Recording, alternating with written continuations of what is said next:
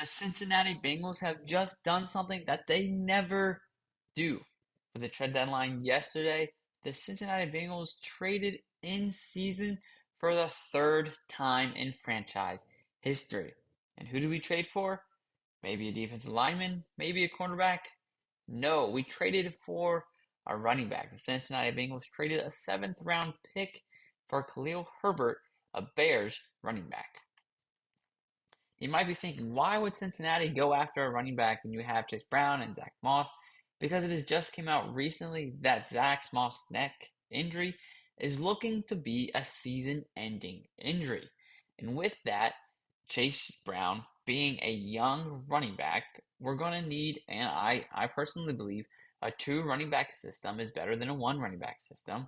So the Cincinnati Bengals went after a young running back who has proven to be a consistent back in Khalil Herbert. Now, I was a little bit upset because this news broke early in the morning. I mean, like at 9 o'clock in the morning, this news broke that Khalil Herbert was being traded to the Cincinnati Bengals. I was hoping that we would see another name or two pop up on the Twitter feed saying that Cincinnati Bengals have traded for blah, blah, blah. And I was hoping we would get a defensive lineman and a cornerback to help Lou with his defensive schemes and getting depth on the defensive side. We didn't end up doing that, but I would still say as Bengals fans, we should still be at least a little bit appreciative that the front office, even though we wanted more, they never usually do in-season trades, and this was the third one in franchise history. So he at least has to give that. If the Bengals did what they usually do, we would have gotten nobody. But because of Zach Moss' injury, I think this is a win for Cincinnati.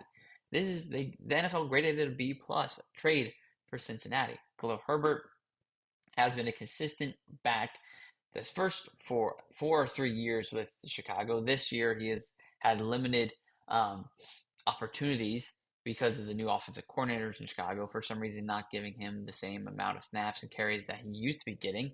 But he was a consistent back and a back that was hard to tackle for Chicago for the last few years. Now bringing him into Cincinnati with a two running back system with Chase Brown and now Khalil Herbert, that's a very, in my opinion, that's a very good 1-2 punch to have in the backfield. Now let's look at his career stats just to see what we get to work with in Cincinnati. Here's Herbert's career stats. This is mainly coming from, once again, his first few years in Chicago. As this year, I'll read the stats for this year first. Khalil Herbert this season, 2024, only has 8 carries for 16 yards and 1 touchdown. Because of the new offensive coordinator, for some reason, they haven't given him the same amount of same amount of snaps and carries as they used to. But in his first few seasons with Chicago, he has had 372 carries, rushing for 1,791 yards. This is what I like right here. He's averaging 4.8 yards per carry. If you just give the guy 2 runs in a row, it's a first down. That's what I love to see. He also has 9 rushing touchdowns in those seasons, and he's also has some receiving capability with receiving yards, 291, and 2 receiving touchdowns so far in the NFL. Like this, consistent stats is what I want to see, and especially I'm gonna focus on the 4.8 yards per carry. That is exactly what we need. The Cincinnati run game has been struggling as of late, except in the Raiders game. This last Sunday when we played the Raiders, Chase Brown took over the game and he was being very dominant. Now, Chase Brown most likely won't be able to do that every game, not because he's not good enough, but because of stamina, because of resting. You need players to rest. Especially in an NFL season that is so long, you need players to rest. So bring in the Khalil Herbert to be the number 2 back behind Chase Brown, being the 1-2 punch, giving both of them equal amount of snaps and equal amount of carries, feeding them both the rock, rushing and passing, and Chase Brown has proven to be a really, really good receiving back in the league. That's a scary 1-2 punch. And I know this is a little bit disappointing. We didn't see any defensive players come into Cincinnati, but I would say this is a win for Cincinnati with the trade deadline. Now, since I keep talking about defense of players that I wish we would have gotten, there were 2 two names that I wish Cincinnati would have gone after. I don't know if they did. If they did, if they didn't, they should have. And if they did, they should have pushed harder because one of these players actually did get traded. The first one that was on the trade block, player that was on the trade block that I thought and hoped Cincinnati would have gone after was the Saints cornerback Marshon Lattimore. He has been consistent for the Saints. He hasn't allowed a touchdown since 2021, and he has the most pass deflection and breaks up since 2021. He has been a consistent cornerback for the Saints, and that's exactly what Cincinnati needs. We need somebody in the secondary to step up, and bringing in a veteran like Lattimore would have put the Cincinnati secondary to another step and another level, and I would have loved to see it, considering Marshon Lattimore got traded to the Washington Commanders, who traded him for a third-round pick and a sixth-round pick, essentially. They just traded him 4 picks. Got Marshon Lattimore for a few picks, late-round picks. And realistically, how many of those players that you're going to draft in the 3rd or 6th round are going to be your starters? Most likely, none. If you use those picks, go get Marshon Lattimore, who is a proven cornerback and who is a consistent quarterback and one of the most dominant cornerbacks in the league. That would have been a huge win for Cincinnati. I was very upset that we didn't go after him hard enough and we didn't bring him in to Cincinnati. I really wanted to see him in orange and black. And another player I wish Cincinnati would have gone after, another Saint, Chase Young. He was supposed to be going into the league out of Ohio State, both players out of Ohio State. Maybe I'm biased. I am an Ohio State fan, so I wanted these two players. But Chase Young, out of college, was supposed to be and was rated as one of the best edge rushers to come into the NFL. It hasn't panned out exactly how scouts thought it had been, but Chase Young, it hasn't panned out how he has wanted it to be. But adding depth to the defensive line with Chase Young, who can be a good defensive player and a good depth position for an edge, especially we have Trey Hendrickson and Sam Hubbard and Myles Murphy, then add Chase Young to that rotation. That would have been a huge win for Cincinnati. If that would have been that would have been the dream scenario for Cincinnati, getting a player like Khalil Herbert to add to the backup, add to the running back room, then getting a cornerback like Marshon Lattimore would have been huge, and then adding depth piece with Chase Young to the defensive line room would have been massive. That would have been the dream scenario, and that would have we would have got an A+ in my view for the trade. Didn't get any of those two defensive players. Where trade deadline has already passed, so defense is staying the same way. But Cincinnati did add Khalil Herbert, like I said, consistent back who I'm excited to see.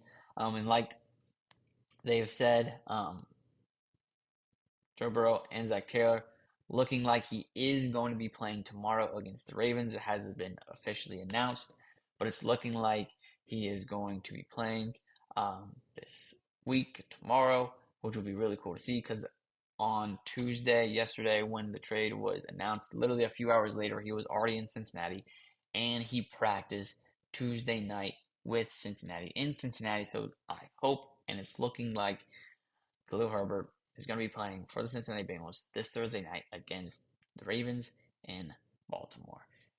To hear our quarterback Joe Burrow say a little bit about this, let's take it to him. Football is football for the most part. A couple new languages, but he's right there next to me, so I can tell him what to do when he's out there.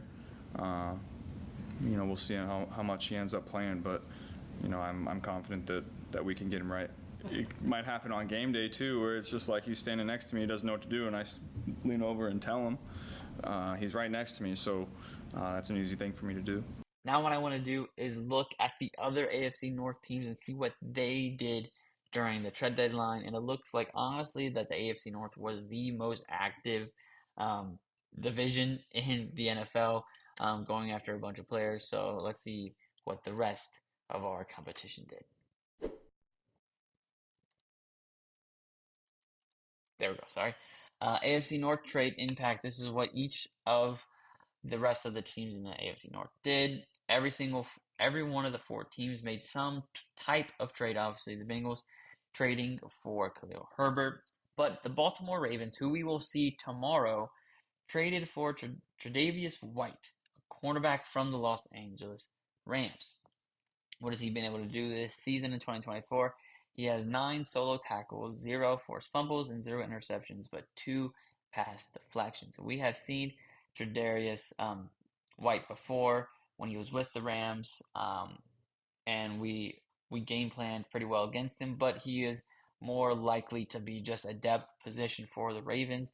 It was a good pickup for the Ravens just to get some more depth in the cornerback position, and their secondary, the Ravens, has been struggling this season, so that's a win for the Ravens. So it'll be interesting to see if he plays tomorrow, just like Khalil Herbert. And then moving on to the Steelers, they got two players during the trade deadline. Got Mike Williams from the New York Jets, who has 12 receptions for 166 yards and still has not gotten his first touchdown this season. So we could see him get his first touchdown with the Steelers. Another depth position for the AFC North. Steelers needed some wide receiver help, and that's exactly what they got with Mike Williams. Also forgot to mention the Ravens also traded with the Panthers earlier in the week for Deontay Johnson, another depth position for the Ravens in their wide receiver room. Going back to the Steelers, they traded with the Green Bay Packers to bring Preston Smith into their D-line room. He has 6 solo tackles and 2.5 sacks on the year with 0 forced fumbles. And then finally, the Cleveland Browns didn't trade for anybody, but they traded away Darius Smith to the Lions. Darius Smith has 15 solo tackles and 5 sacks with 0 forced fumbles this season. For the Lions, obviously, without Aiden Hutchinson the rest of the season, they needed a depth piece for the D-line. So that's what exactly they did, going against Darius Smith from the Browns. And that is exactly what the AFC North did during this in-season trade deadline, being the most active division in football this season. There we have it. Trade deadline. I mess it up every time. Trade deadline is over. Every single one of the AFC North teams has been making moves. So let's see which one pans out once again. To name all the names, Bengals trade with the Bears to get Khalil Herbert, running back. Ravens trade with the Panthers to get Deontay Johnson, and with the Rams to get Tre'Davious White. Steelers trade with the Jets to get Mike Williams, wide receiver, and the Green Bay Packers to get defensive lineman Preston Smith. And then finally, the Browns trade away Darius Smith to the Lions. Also earlier, a few weeks ago, traded Amari Cooper to the Bills, looking like the Browns are getting ready to go into a rebuild, getting rid of some of their players to get some draft picks to eventually go into a rebuild, and it's looking like they're going to need that pretty soon. But the rest, Bengals added depth with the Khalil Herbert, in the running back room. Ravens added depth in the wide receiver room with Deontay Johnson, and added depth in the cornerback room with Tre'Davious White in the cornerback room, and the Steelers added depth in the wide receiver room as well with Mike Williams from the Jets, and depth in the D-line room with Preston Smith. All right, I'll see you next time tomorrow for a preview of the Bengals-Ravens game. It will be posted before the game, obviously, but we'll be looking at the key matchups that I'm looking for and what the Cincinnati Bengals have to do to get the must win against the Ravens. Make sure to like this video and subscribe to the Bengals Digest channel. I'm Carson Lokey, and I'll see you next time. God bless, and good night.